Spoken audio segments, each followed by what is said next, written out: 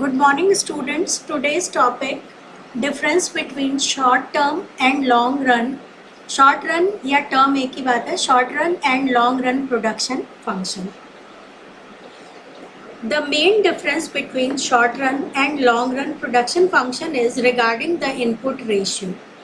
In short run, change in production occurs according to the conditions of short run production function. In short run, the ratio between fixed and variable factors changes with change in production. Students,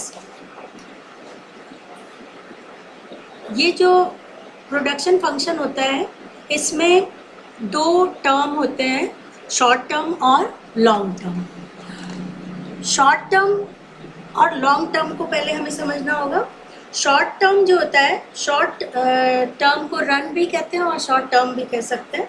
short run refers to a period in which output can be changed by changing only variable factor. Short term में क्या होता है कि हम सिर्फ variable factor को change करके production में चेंज कर सकते हैं. For example, plant, machinery, building etcetera can not be change. जो प्लांट, मशीनरी, बिल्डिंग ये हैवी थिंग्स होते हैं, इनको फिक्स्ड माना गया है, फिक्स्ड प्रपोर्शन होते हैं ये, इनमें कोई चेंज हम इजीली नहीं कर सकते. और शॉर्ट टर्म का मतलब होता है कम टाइम में.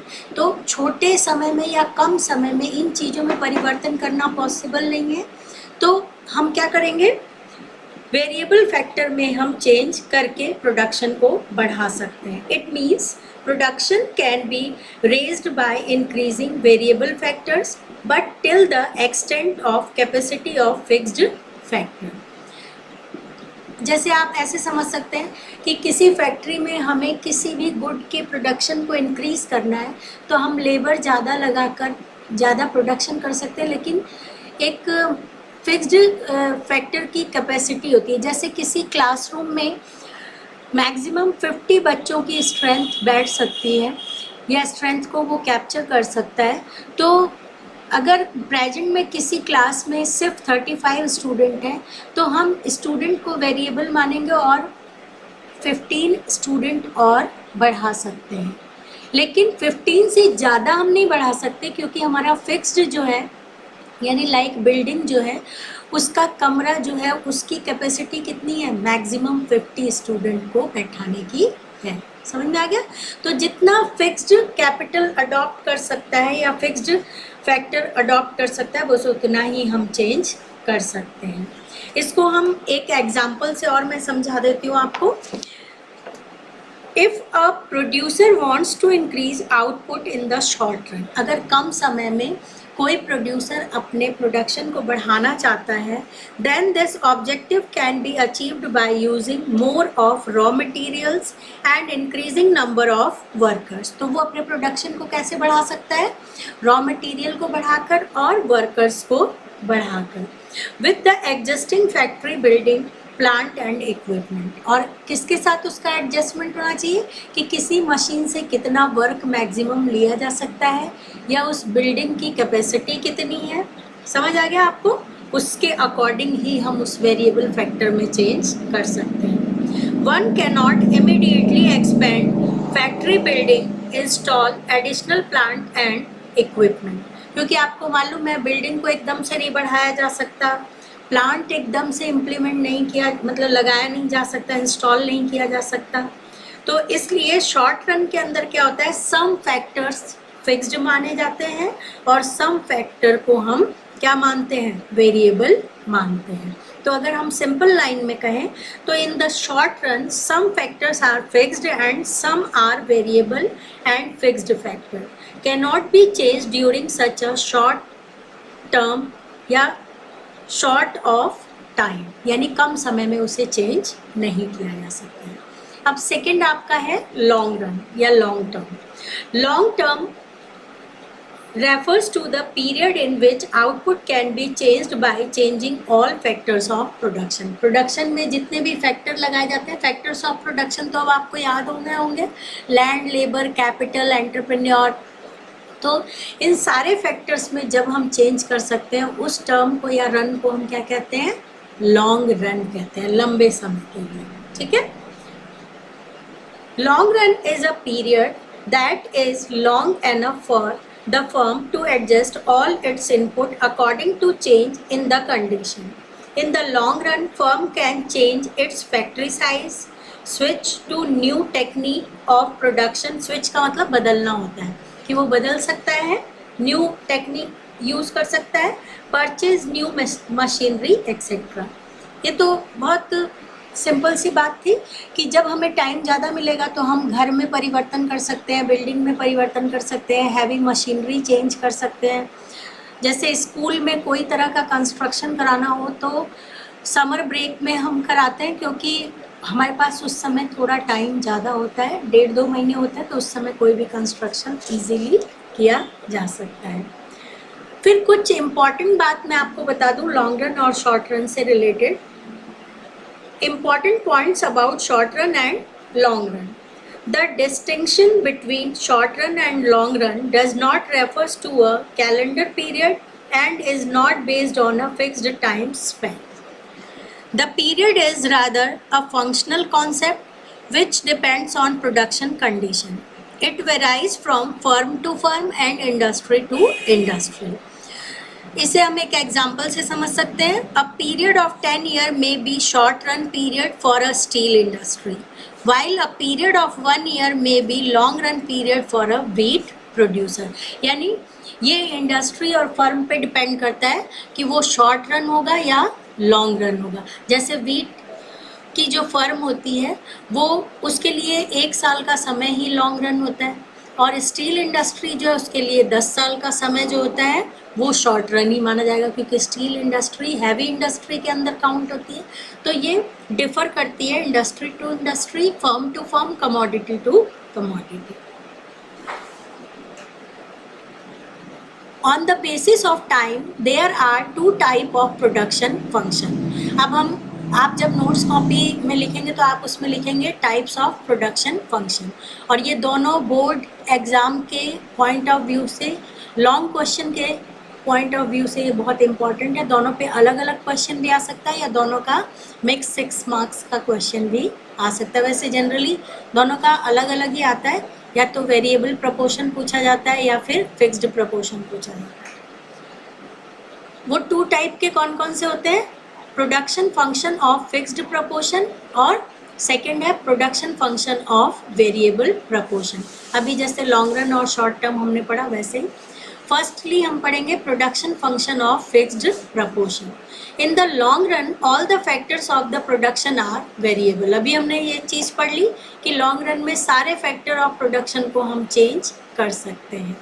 The long run production function is also called fixed proportion production function and is related to law of returns to scale. अब ये इन दोनों को आप अंडरलाइन करेंगे कि ये जो लॉन्ग रन प्रोडक्शन फंक्शन होता है इसके 2 नाम होते हैं, एक तो फिक्स्ड प्रपोर्शन प्रोडक्शन फंक्शन, और किससे रिलेटेड होता है ये? Law of returns to scale. ये दोनों अप्रोच हैं। In the phrase returns to scale it is necessary to know the meaning of scale। अब returns to scale हम फर्स्ट टाइम पढ़ रहे हैं तो हमें ये जानना जरूरी है कि स्केल का मीनिंग यहाँ पे क्या होता है। Here scale means a unit of measurement like meter, liter, kilogram, feet, etc. For instance, a man buys 1 meter of cloth, but if the unit of measurement is changed to centimeters, then it is said that the man bought 100 centimeter of cloth. In this way, with change in unit, we show the measurement in the changed unit. Scale का मतलब ये तो easy लाइनें हैं कि scale क्या होता है, एक पर्टिकुलर यूनिट होती है जिसमें हम किसी चीज़ को मेजर करते हैं। जैसे 1 मीटर क्लॉथ को जब हम मीटर, हमने यूनिट डिसाइड करी है तो मीटर में करेंगे। अब इसी को अगर हम सेंटीमीटर में करेंगे तो हमारी यूनिट चेंज हो जाएगी, 1 की जगह 100 सेंटीमीटर हो जाएगा। ठीक है, इसे हम स्केल कहते हैं। इतना समझ आ गया होगा आपको। फिर similarly for instance 5 labourers with 2 acre of land produce 10 quintal of wheat. Hence here एकड़ इज द यूनिट, यानी स्केल है एकड़, जमीन को मेजरमेंट करते हैं लैंड को, of measurement of land. Quintal is unit of it is evident that there is a twice increase in both the factors of production, land and labor, and production measurement units. Hence, when both factors of production are doubled, the production also doubles. Though there is increase in input and output in same proportion, the ratio or coefficient of the output and necessary factor does not change. In every condition, the ratio of land and labor remains 1:20 when in land of 2 acre, 5 laborers produce 10 quintal wheat, then the proportion between land and output is 1:5. And proportion of labor and output is 1:2 on changing the amount of land and labor. The output also doubles, but ratio of land and labor remains 1:25 and of land and output ratio 1:5 and labor and output ratio 1:2 remains stable aligned.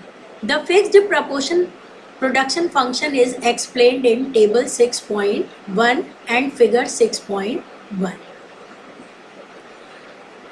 Students, ये जो आपके production function of fixed proportion बताया गया है, दो तरीके के होते हैं प्रोडक्शन फंक्शन. एक होता है फिक्स्ड पोर्शन का और एक होता है वेरिएबल का, जो शॉर्ट टर्म और लॉन्ग टर्म से रिलेटेड होता है.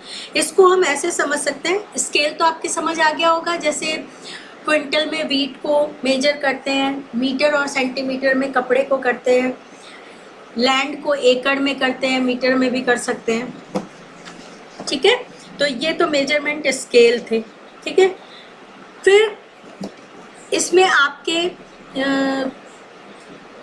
स्केल के बाद इसमें ये दिखा रखा है कि अब अगर हमें किसी भी लैंड के लिए मान लो हमने स्केल माना है 2 और उससे बढ़ाकर हम 4 कर देंगे, और लेबर को हमने 1 माना है तो उससे बढ़ाकर हम अगर उसे 10 कर देते हैं लेबर को.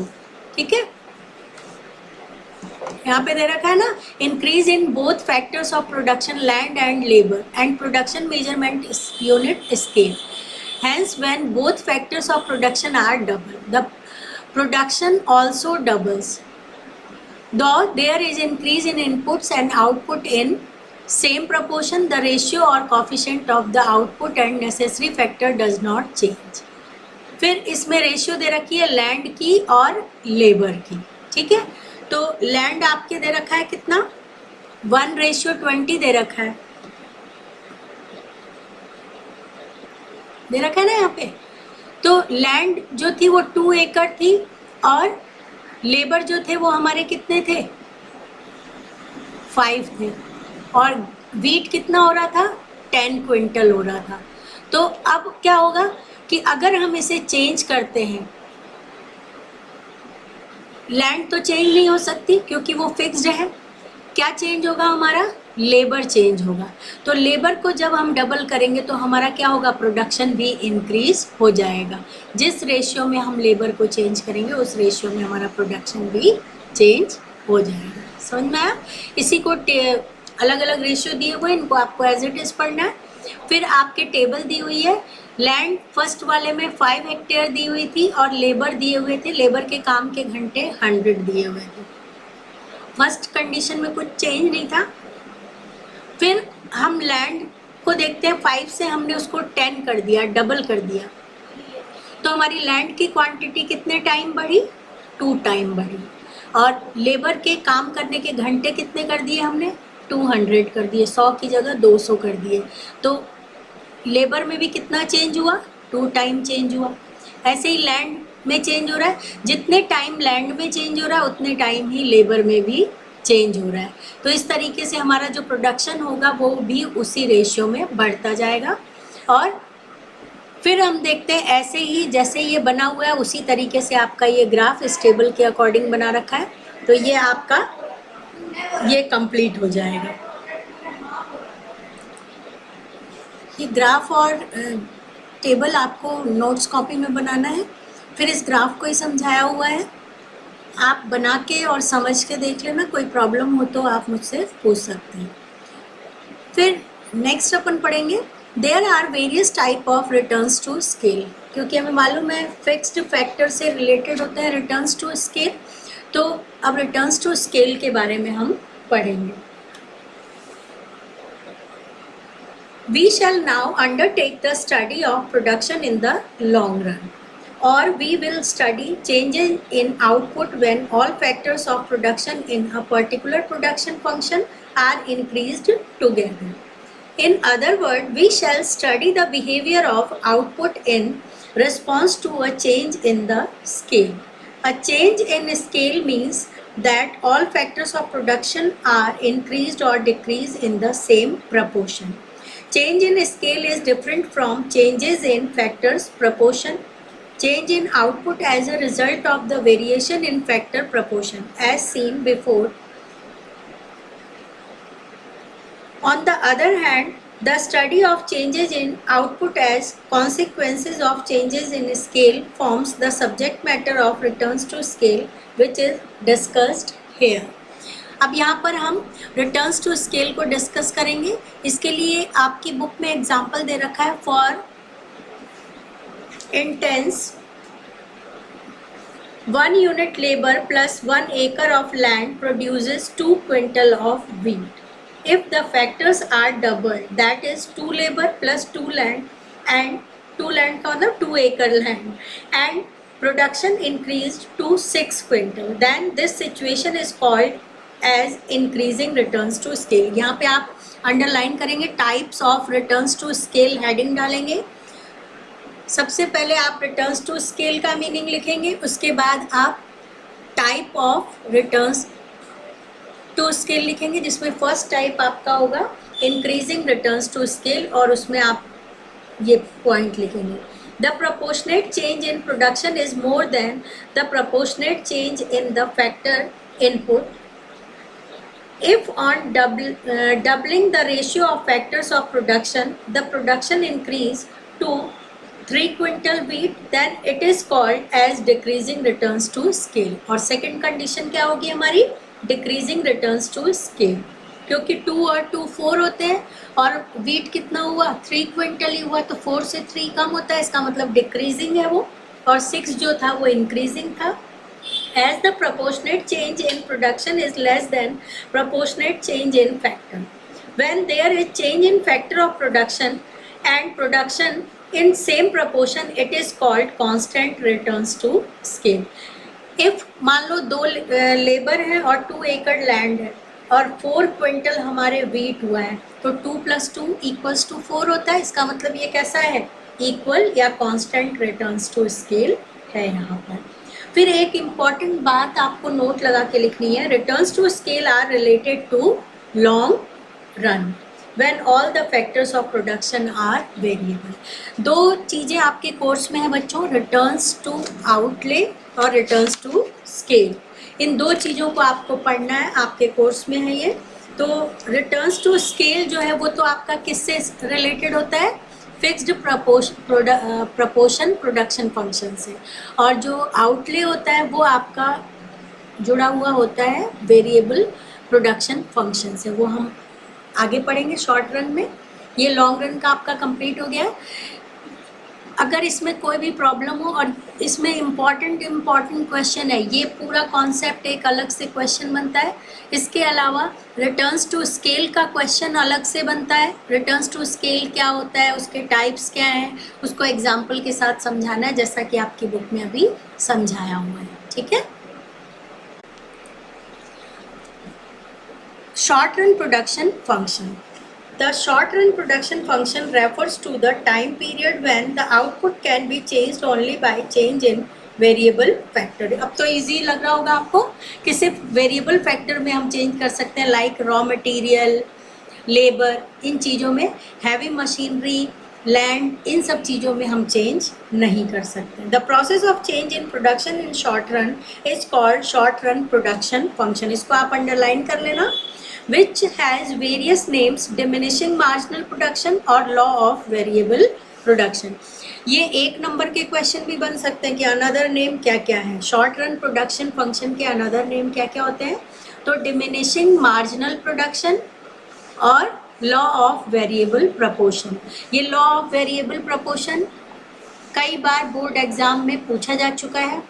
लॉ ऑफ फिक्स्ड प्रपोर्शन भी अलग से क्वेश्चन बनता है और लॉ ऑफ वेरिएबल प्रपोर्शन भी अलग से क्वेश्चन बनता है, या दोनों एक साथ भी पूछे जा सकते हैं। ये मैं आपको बार बार समझा रही हूँ। इस चैप्टर में बहुत सारे क्वेश्चन बन सकते हैं और ये बहुत इंपॉर्टेंट चैप्टर है ये। The short run production function is mainly known by two names, law of diminishing marginal production and law of variable proportion। अगर आपके आता है शॉर्ट रन प्रोडक्शन फंक्शन या फिर law of diminishing marginal production या फिर लॉ ऑफ वेरिएबल प्रोडक्शन या proportion, तो आपको तीनों में एक ही बात लिखनी है, तीनों एक ही लॉ के नाम है। The word law of diminishing marginal production was first used by French economist टर्गॉट। इसको आप अंडरलाइन करो, पहली बार डिमिनिशिंग मार्जिनल प्रोडक्शन वर्ड किसने यूज किया था, तो फ्रांस के एक इकोनॉमिस्ट थे जिनका नाम था Turgot. Later it was used by Marshall and David Ricardo in their theories, और उसके बाद मार्शल ने और रिकार्डो ने इसको अपनी थ्योरी में अपनाया था। Marshall discussed the law of diminishing marginal production in relation to agriculture.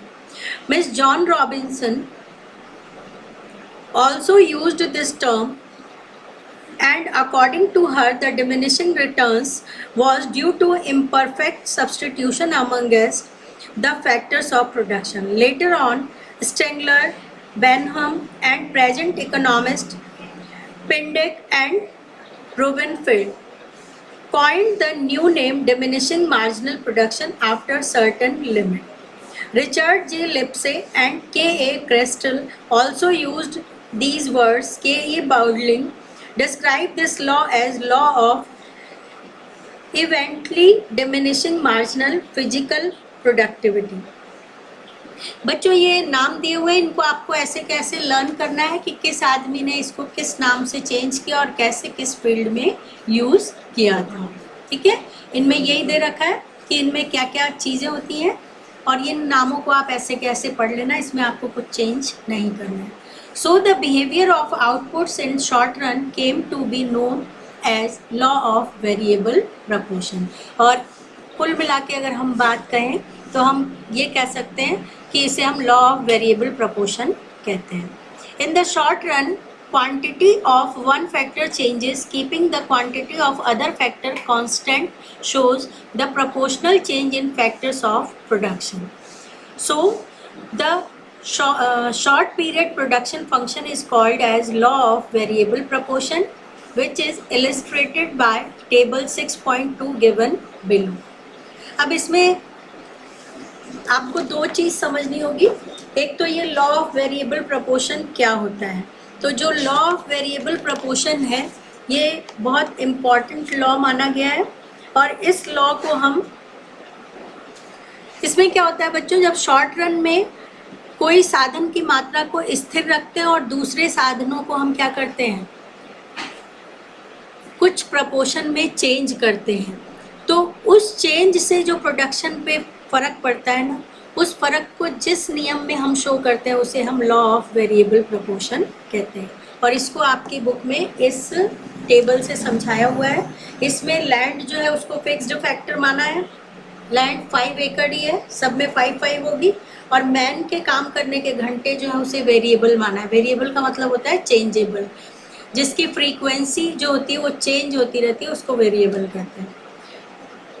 आदमी के घंटे 1 से 2, 2 से 3, 3 से 4, 4 से 5, 6, 7 तक बढ़ा दिए, तो हमारे टोटल प्रोडक्शन में जो इफेक्ट दिखाई दिया है वो हमारा किस कारण दिखाई दिया है, वेरिएबल थिंग में चेंज करने से दिखाई दिया है।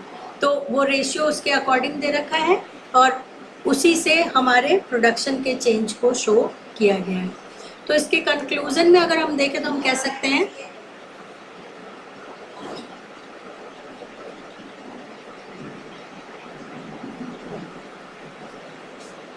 अगर इसके कंक्लूजन को हम देखें तो हम ये कह सकते हैं, first, initially the short period production was called as law of diminishing marginal productivity, which in recent time is called as law of variable proportion. ये मैंने आपको पहले भी समझा दिया.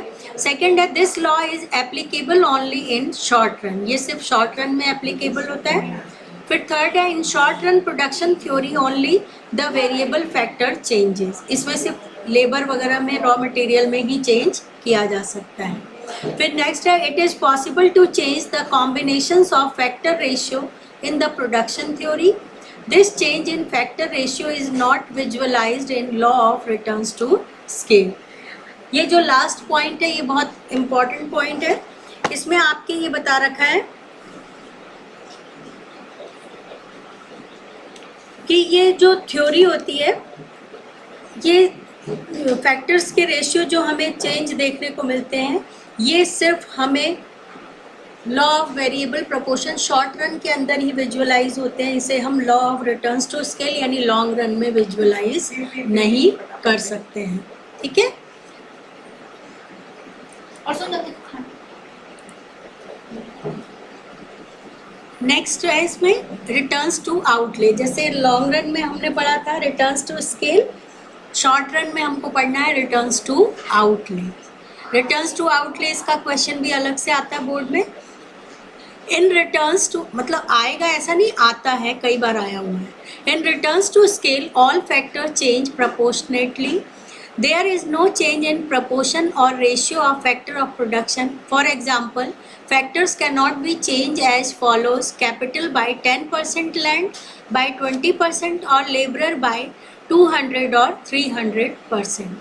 The expenses incurred on these factors of production is changed in equal or in different ratio, then it is called as returns to outlay. Returns to outlay को समझने के लिए इसे हिंदी में हम रिटर्न्स टू आउटले को खर्चे के प्रतिफल के नाम से जानते हैं. ठीक है. और जो रिटर्न्स टू स्केल था उसे हम पैमाने के प्रतिफल कहते हैं. रिटर्न्स टू आउटले के अंदर क्या होता है, जिस प्रपोर्शन में, इसका मतलब ये हुआ, इसका मतलब ये हुआ कि रिटर्न्स टू स्केल जो होता है उसमें सेम प्रपोर्शन के अंदर फैक्टर्स में चेंज होता है, जबकि रिटर्न्स टू आउटले में क्या होता है, अलग अलग प्रपोर्शन में भी चेंज हो सकता है. ठीक है. उसको ये एग्जाम्पल से इन्होंने दे रखा है. फिर नीचे आपके दिया हुआ है कि जो प्रोडक्शन फंक्शन के अंदर जो भी फैक्टर्स ऑफ प्रोडक्शन होते हैं उन सारों में चेंज किया जा सकता है. किसके अंदर? लॉन्ग रन के अंदर. लेकिन शॉर्ट रन के अंदर सिर्फ वेरिएबल थिंग में ही चेंज होता है, like raw material, labour etcetera. अब नेक्स्ट टॉपिक है आपका types of production function. In economics various production function are well described. The economic problem are analysed with help of various production function. अभी हमने ऊपर दो important type पढ़े थे, वो थे हमारे लॉन्ग रन और शॉर्ट रन, या फिर उसे हम फिक्स्ड और वेरिएबल भी कहते हैं. इसके अलावा भी हम देखते हैं कि कुछ और प्रोडक्शन फंक्शन भी लोगों ने डेवलप्ड किए थे. In economics there are various forms of production function. Some important one are as follows.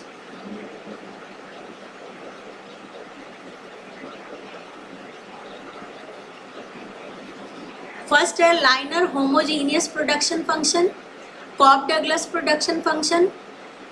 फिर नेक्स्ट है input output production function. Fourth है activity analysis production function. Fifth है constant elasticity of substitution production function. Next है variable elasticity of substitution production function. और last है transitional logarithm production function. ये सब नाम आपकी बुक में दे रखे हैं और इनको आपको ऐसे ही याद करने हैं. इनको अलग से पढ़ने की आपको ज़रूरत नहीं, क्योंकि आपके कोर्स में सिर्फ इनके नेम नहीं होंगे. The short run and long run production are differentiated. The output changes differently with change in factor of production. The short run and long run change in Output are referred as law of variable proportion and second law of returns to scale respectively. यानी आपको short run और long run के हिसाब से दो ही form में differentiate करके इसके टाइप्स को पढ़ना है। उन पे अलग अलग क्वेश्चन आ सकते हैं, एक साथ क्वेश्चन आ सकते हैं, 1 मार्क के क्वेश्चन बन सकते हैं, ये मैंने आपको बता दिया। और ये जो ऊपर 7 नाम दिए हुए इनको सिर्फ आपको नेम ही लर्न करने हैं। फिर टॉपिक का एंड है या लास्ट है importance of production function. Production function को हम क्यों पढ़ते हैं? Production function is related to engineering. In economics it is necessary to know the various alternative production function of any goods or services to take decision regarding the efficient production. By comparison of various production function, appreciate decision, the knowledge or perception of production function is very necessary. देखो बच्चों, किसी भी चीज़ को हम तभी पढ़ते हैं जब उसकी कोई इम्पोर्टेंस होती है या सिग्निफिकेंस होती है। और अगर हम देखें तो प्रोडक्शन फंक्शन जो है इसका लेना देना डायरेक्टली इकोनॉमिक्स से नहीं है, बल्कि इसका लेना देना डायरेक्टली इंजीनियरिंग से, अभी यांत्रिकी मशीनरी वगैरह होती है ना उनसे है। लेकिन जो हम प्रोडक्शन या कोई भी चीज़ को बनाते हैं तो उस समय हम किस चीज़, कौन से रॉ मटेरियल की, फिक्स्ड फैक्टर की और वेरिएबल फैक्टर की कितना कितना प्रपोर्शन ले, इसकी जानकारी हमें ज़रूर होनी चाहिए। उस जानकारी के लिए, क्योंकि वो बहुत इम्पॉर्टेंट है प्रोडक्शन के लिए। जैसे आटा गूंदना है आपको, तो आपको पता होना चाहिए कि कितने सूखे आटे में कितना पानी डालना है।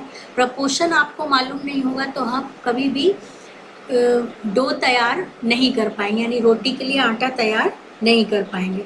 तो उचित निर्णय लेने के लिए हमें ज्ञान होना ज़रूरी है कि हमें क्या चीज़ कैसे करनी है। तो उसके लिए ये जो प्रोडक्शन फंक्शन है वो इकोनॉमिक्स में बनाया जाता है। ये आपका चैप्टर से रिलेटेड ये था, पूरा आपका टॉपिक कंप्लीट हो गया है। इम्पॉर्टेंट पॉइंट्स आपको पूरे लर्न करने हैं। एमसीक्यू क्वेश्चन जो दिए हुए हैं वो भी आपको 1 वर्ड क्वेश्चन में कन्वर्ट करके कॉपी में करने हैं, और कंप्लीट क्वेश्चन आंसर आप मुझे मेरे पर्सनल नंबर पे भेजेंगे। That's all for today.